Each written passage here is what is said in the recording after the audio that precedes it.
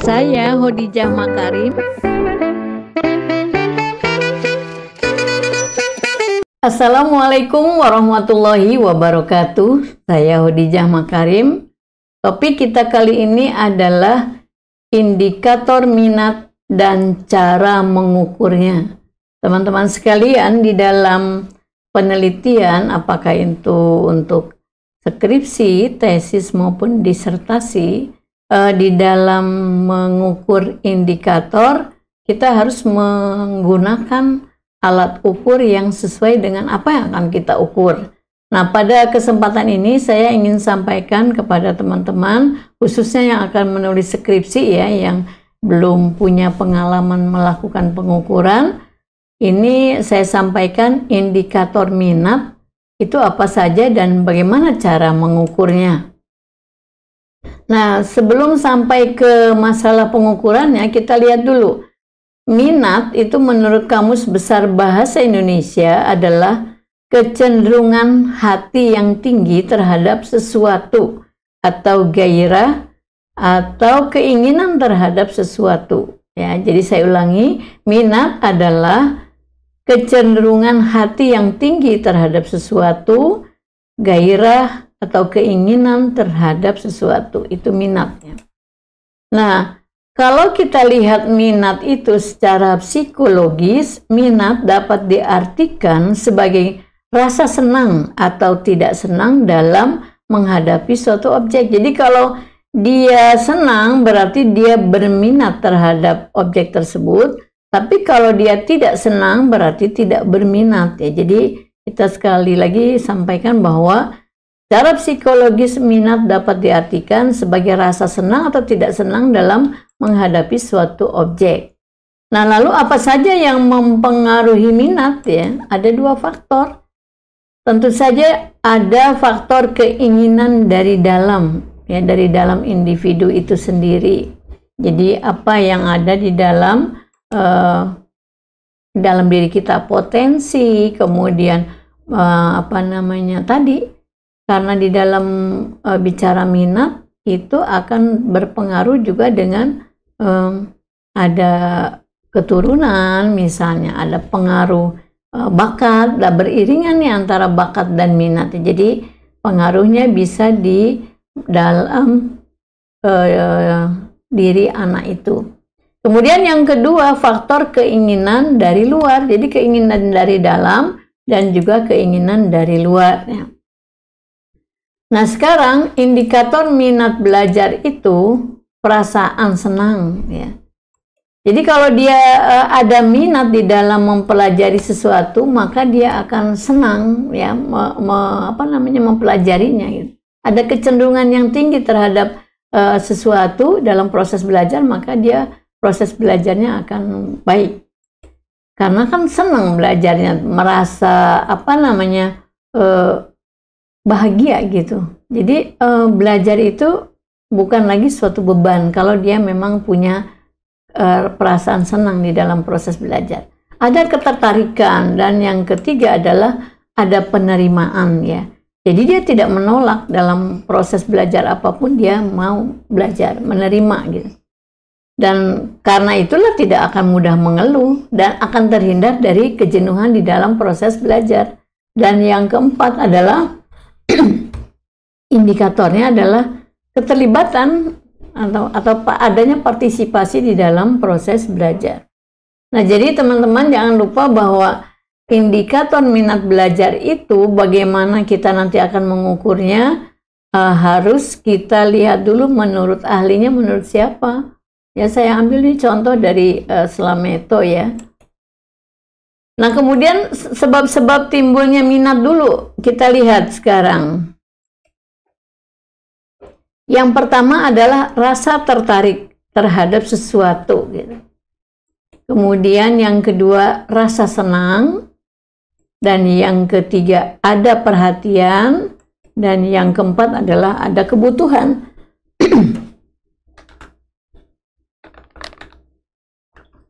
Jadi kalau kita akan menimbulkan minat terhadap sesuatu bagi anak, maka harus dicari cara untuk membuat rasa tertarik pada suatu objek ya.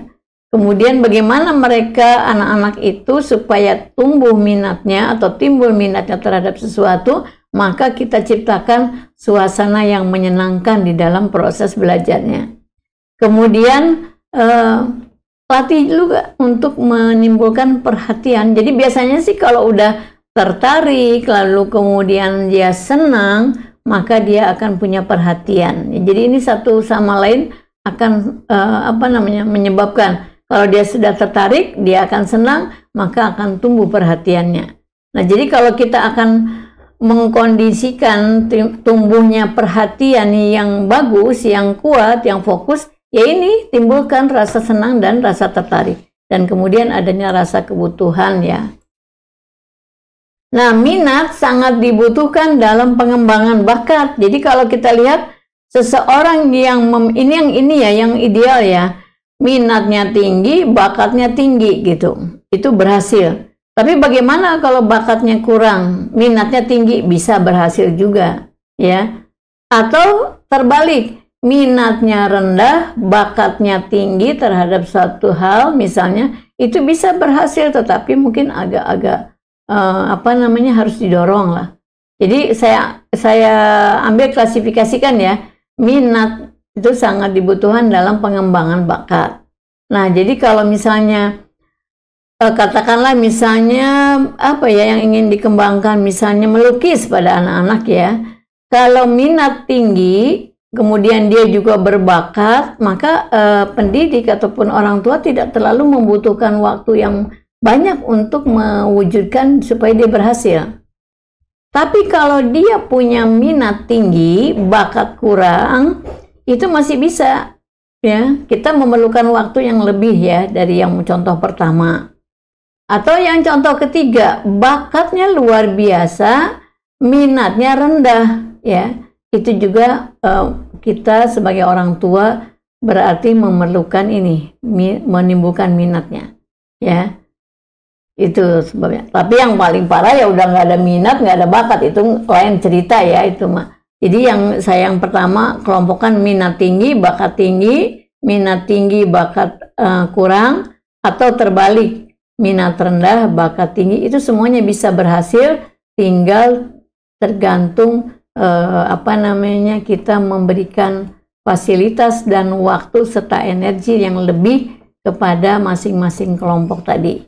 Ya yang paling hebat yaitu tadi, minatnya tinggi, bakatnya juga kuat ya.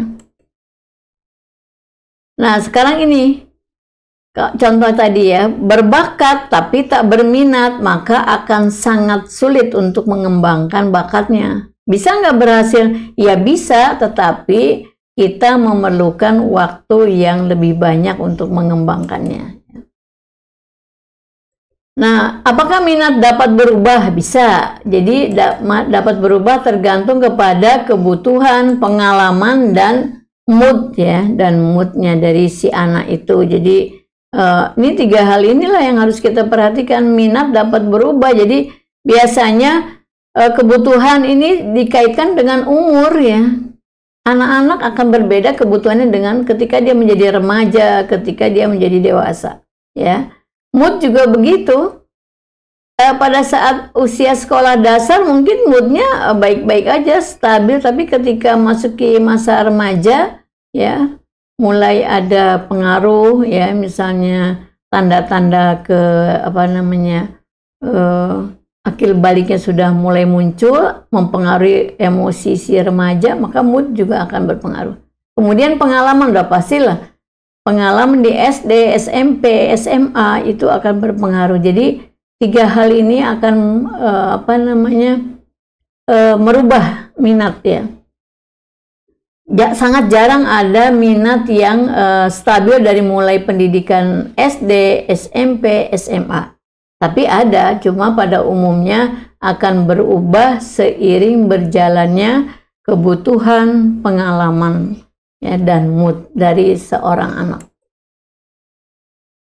Nah, sekarang kenapa minat itu kita bahas? Mengapa minat itu penting? Nah, kita lihat.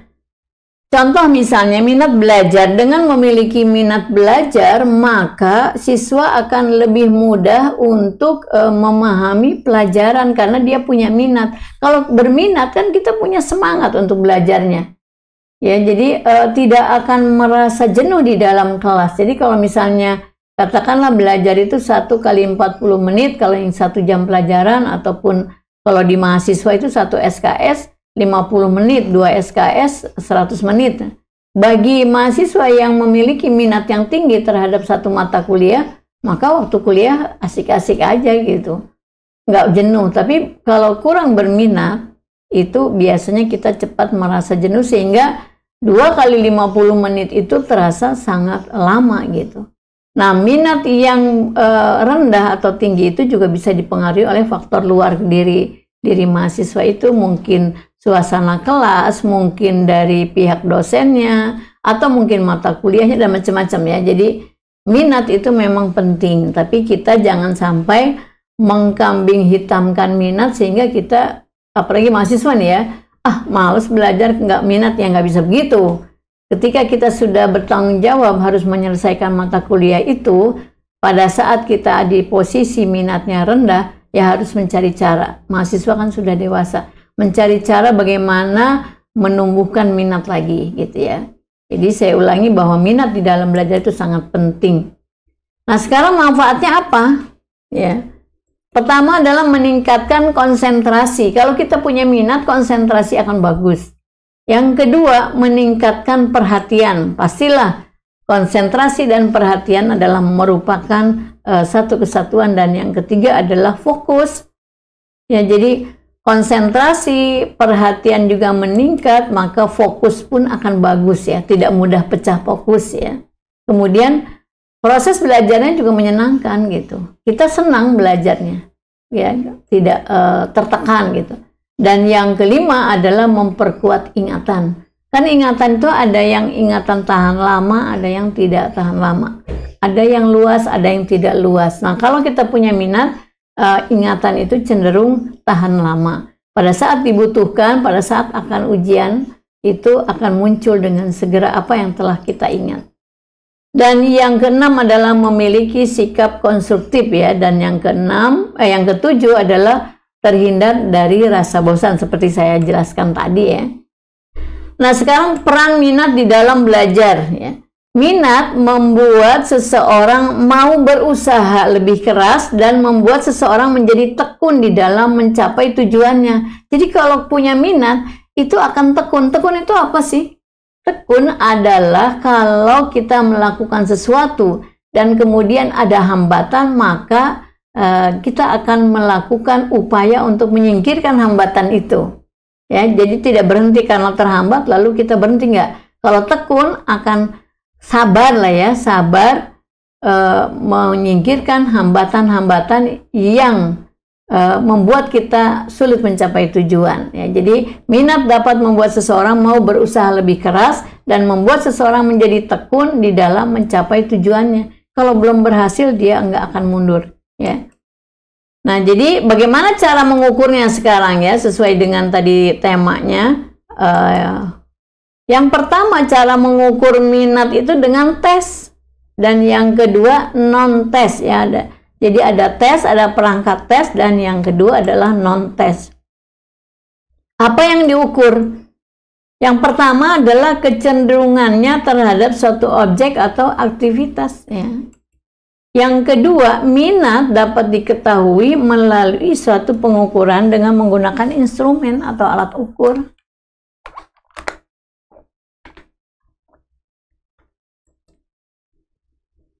Nah, bagaimana cara mengetahui minat seseorang? Itu kita lihat yang melalui tes ya.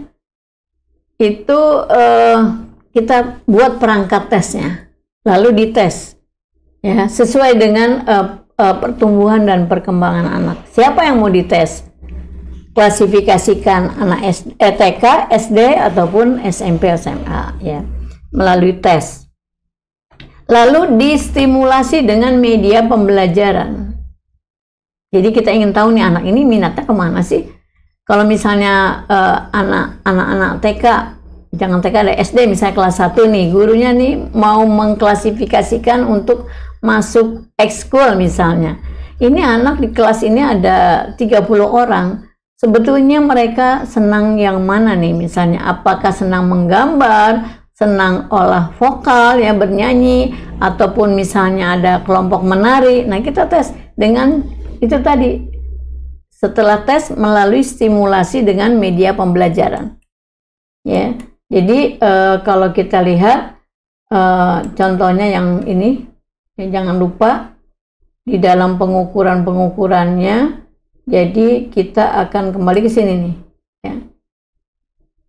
Dan seterusnya, kalau teman-teman akan melihat bahwa perannya itu, minat di dalam belajar itu akan membuat seseorang menjadi tekun dalam mencapai tujuannya.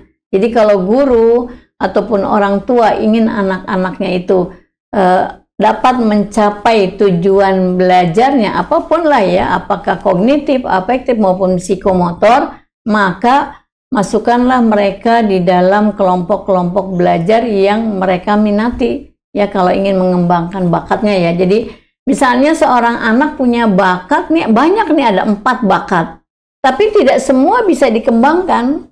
Anak itu minatnya yang mana? Kalau misalnya pada saat SD dia ingin mengembangkan bakatnya di dalam menari, misalnya menari dan seni rupa misalnya. Padahal ada bakat-bakat yang lain ya, orang tua tidak usah memaksakan yang lainnya, yang ini aja yang dia minati apa dulu. Mungkin nanti berkembang seiring tambahnya umur, baru nanti bakat-bakat lain yang bisa dikembangkan. Jadi kalau punya 3 bakat, yang paling dia minati yang mana, itu aja dulu yang dikembangkan. Jadi kan cocok. Kalau bakatnya bagus, minatnya bagus, maka orang tua dan pendidik tidak terlalu repot membimbingnya, karena dia akan jalan dengan cepat gitu untuk mencapai tujuannya gitu ya. Demikianlah, mudah-mudahan ini bisa bermanfaat sebagai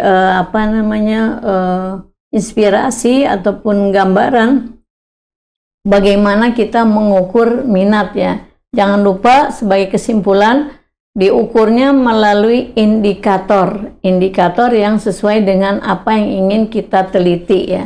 Jadi minat apa? Minat belajar ya, minat berusaha tani misalnya, minat apa misalnya, ya macam-macam minatnya.